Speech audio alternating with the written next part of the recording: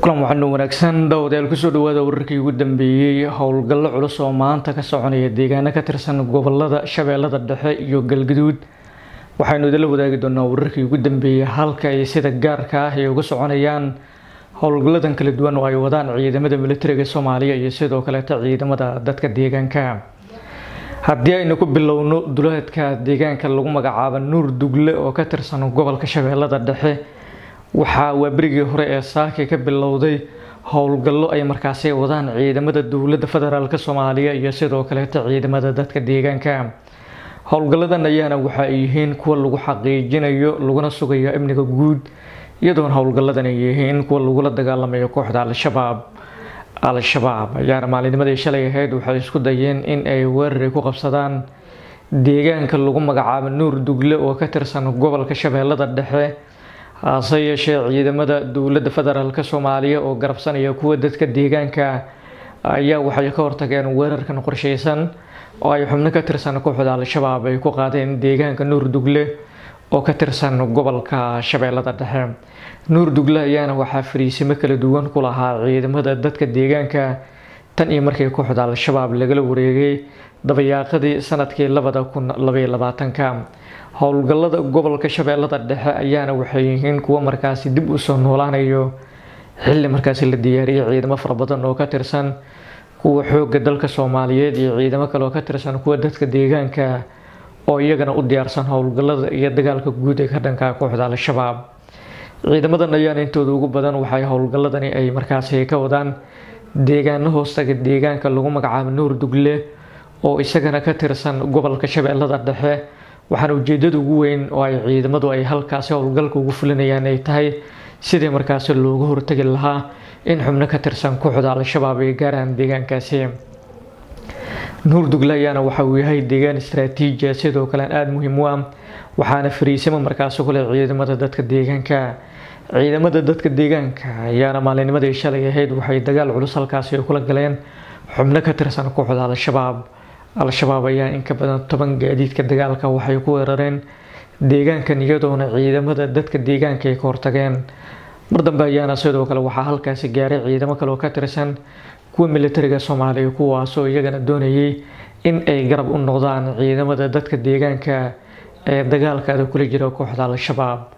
al-shabaab ayaana xilligan waxay la kulmaysaa culays kala duwan iyo sidoo kale weerar kaga imaanaya ciidamada dadka deegaanka Shabeellada Dhexe ayaana deegaanada qaarkood waxaa difaacanaya dadka deegaanka halka deegaanada kalena ay markaasi bilooyin ka hor ay la wareegeen dagaalyahano ka tirsan kooxda al-shabaab dadka ku nool deegaanka Nuur Dugle oo ka tirsan gobolka Shabeellada Dhexe ayaana inta badan waxaa lagu ammaanay dadaalka kala duwan oo ay sameeyeen oo ay isaga difaaceen dhowr jeer oo xubno ka tirsan kooxda al-shabaab ay weerar ay ku qaadeen deegaanka lagu magacaabo Nuur Dugle oo ka tirsan gobolka Shabeellada Dhexe ciidamada dadka deegaanka ayaana fariisimo waxay ku leeyihiin deegaankan iyagoona sidoo kale ka hortagayo dhaqdhaqaaqyada ay markaasi damacsan yihiin xubnaha ka tirsan al-shabaab ayaana waxaa la sheegay inay culays kala duwan ee markaasi kala kulmayaan dadka deegaanka kuwaas oo u diyaarsan howlgallo guud ee dagaalka dhanaa kooxda al-shabaab ciidamada dadka deegaanka ayaana dawladda federaalka Soomaaliya waxay ugu baaqeen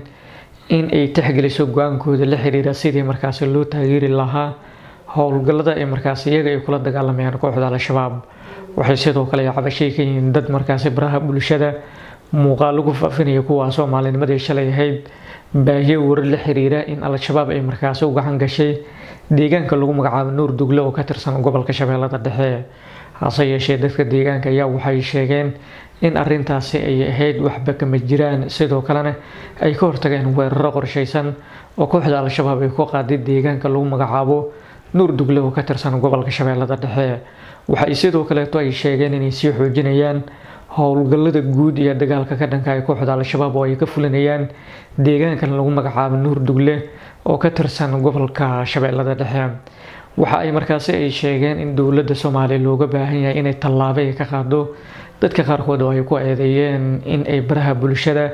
ay ku faafinayaan wararka been abuurka. Waxay sidoo kale sheegeen haddii arrintani aan laga hortagin in ay keeni karto dhibaato kale oo hor leh, sidoo kale in dadka deegaanka ay noqdaan kuwa markaasi dacaayadaha u hoggaansamo sidii hadalka u dhigeen dadkan. Waxay sidoo kale ay dhinaca kale ay markaasi ay sheegeen in difaacyo waaweyn ay ka qoteen deegaanka lagu magacaabo Nuur Dugle oo ka tirsan gobolka Shabeellada Dhexe si ay markaas uga hortagaan in xubno ka tirsan kooxda Al-Shabaab ay la wareegaan gacan ku haynta deegaankan istiraatiijiga sidoo kalena muhiimka ah. Waa deegaanka kaliya oo ka badbaaday gacanta kooxda Al-Shabaab, sidoo kalena dadkeedu ay markaas u diyaarsan yihiin inay iska difaacaan weerar kale oo markaas kaga yimaada dhinaca kooxda Al-Shabaab. Waxay sidoo kale ay sheegeen in ay sii xoojinayaan amniga guud iyo sidoo kale xasiloonida deegaanka Nuur Dugle oo ka tirsan gobolka Shabeellada Dhexe. dhinaca kalena haddii aynu eegno duleedka degmada Ceeldheer oo ka tirsan gobolka Galgaduud ee bartamaha Soomaaliya, iyana waxaa maanta mar kale ka bilowday howlgallo culus oo ay wadaan ciidamada xoogga dalka Soomaaliyeed iyo ciidamada dadka deegaanka. Howlgalladan ayaana intooda ugu badan waxay yihiin sidii markaasi loo sii xoojin lahaa howlgallada lagula dagaalamayo kooxda Al-Shabaab. Ceeldheer ayaana sidoo kale dhawaan waxaa ka dhacay dagaal culus kaasoo kooxda Al-Shabaab khasaare lixaad leh lagu gaarsiiyay, iyadoo ku dhawaad 80 xubnood oo ka tirsan kooxda Al-Shabaab lagu dilay halkaasi halka saanad ciidan markaas looga furtay. ciidamada kumaandooska gorgor ee xoogga dalka Soomaaliyeed ayaa waxay jilba u aasteen maalinimadii Jimcada ahayd dagaal culus oo ay markaas kooxda Al-Shabaab ay ku qaaday deegaankan lagu magacaabo Ceeldheer oo ka tirsan bariga gobolka Galgaduud ee bartamaha Soomaaliya. ciidamada ayaana guulo waaweyn waxay ka gaareen dagaalkii cuslaa oo ay la galeen kooxda Al-Shabaab, iyagoona sidoo kale sheegay inay sii xoojin doonaan dhaqdhaqaaqyadooda kale iyo sidoo kale howlgallada markaas lagula dagaalamayo Al-Shabaab. maanta ayaa mar kale howlgallo culus waxay ka soconayaan duleedka magaaladaasi xilli maalinimadii shalay ahayd 3 xubnood oo ka tirsan kooxda Al-Shabaab laga soo qabtay duleedka degmada Ceeldheer oo ka tirsan gobolka Galgaduud. Al-Shabaabka ugu badnaa ayaana sidoo kale maalinimadii Jimcada ahayd waxa ay weerareen deegaanka Ceeldheer oo ka tirsan Galgaduud 3500 oo dagaalyahan oo ka tirsan Al-Shabaab ayaana waxay mar qura weerar culus ay ku qaadeen deegaankan, iyadoona sidoo kale ciidamada xoogga dalka Soomaaliyeed ay markii horeba ay ka warheleen xogta in uu ku soo maqan yahay weerar qorsheysan oo ay kooxda Al-Shabaab ay ku doonayso inay ka fuliso deegaanka Ceeldheer oo ka tirsan gobolka Galgaduud ee bartamaha Soomaaliya. Al-Shabaab ayaana xilligan waxay wajahayaan culays kala duwan kadib markii ay ku fashilmeen dagaalkii ka dhacay duleedka degmada Ceeldheer oo ka tirsan gobolka Galgaduud ee bartamaha Soomaaliya. xubnihii kale ee ka badbaaday dagaalkan ayaana diyaaradaha dagaalka waxa ay ku duqeeyeen duleedka magaaladaasi, iyadoona tan iyo labadii maalin ee la soo dhaafay ay soconayeen baaritaano kala duwan halka xubno firxad ahna iyo markaas ciidamada xoogga dalka Soomaaliyeed iyo kuwa dadka deegaanka ay gacanta ku soo dhigayeen maalmihii ugu dambeeyay. waxaa sidoo kale muuqanaysa in saanad ciidan iyo sidoo kale hub laga soo helayo dhulka hawdka ee ku yaalo bariga gobolka Galgaduud ee bartamaha Soomaaliya. ciidamada xoogga dalka Soomaaliyeed ayaana guulo waaweyn waxay ka gaareen dagaalka ka dhanka ah kooxda Al-Shabaab, iyagoona sidoo kale